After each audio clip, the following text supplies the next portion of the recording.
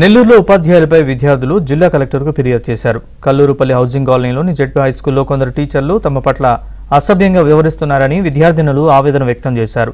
మరికొందరు ఉపాధ్యాయులు పాఠాలు చెప్పకుండా నిద్రపోతున్నారని ఆరోపించారు. విద్యార్థుల ఫిర్యాదుపై వెంటనే స్పందించిన జిల్లా కలెక్టర్ ఆనంద్ సత్వరమే అక్కడి పరిస్థితిని చక్కదిద్దాలని విద్యాశాఖ అధికారులకు ఆదేశాలిచ్చారు. అసలు ఏం చెప్పరు, వస్తారు సైలెంట్గా నిద్రపోతారు. ఇంకా మాకేం చెప్పరు, క్లాస్ చెప్పమంటే ఏం చెప్పరు, ఇంకా అట్టే పడుకొని నిద్రపోతారు. అమ్మాయిని అబ్బాయిని తేడా లేకుండా తిడతారు. సోషల్ మీడియా వచ్చి కొట్టేస్తారు. అమ్మాయిలు కూడా మీరు ఎగస్ట్రాల్గా మాట్లాడుతున్నారు, ఎక్కువ చేస్తున్నారు అని తిడతారు. సార్ పేరు Srinivasulu sir, Telugu sir. Social media పేరు ప్రసన్న లక్ష్మి. మా లైఫ్ పాడైపోకూడదని కోరుకుంటున్నాం. మాకు టీచర్లు మార్చాలి ఫస్ట్. సోషల్ మేడం క్లాస్ చెప్పమంటే తిడుతున్నారు, కొడుతున్నారు. మ్యాప్ పాయింటింగ్ చెప్పమంటే మ్యాప్లు గీపిస్తున్నారు. మేము ఎలా 10th పాస్ అలాంటి క్వశ్చన్స్ తిప్పి రాసినా కూడా మార్కులు వేస్తారు మీకు అంటున్నారు. తెలుగు సార్ అయితే మేము అడిగినందుకు అమ్మాయిల్ని బ్యాడ్గా మాట్లాడుతున్నారు.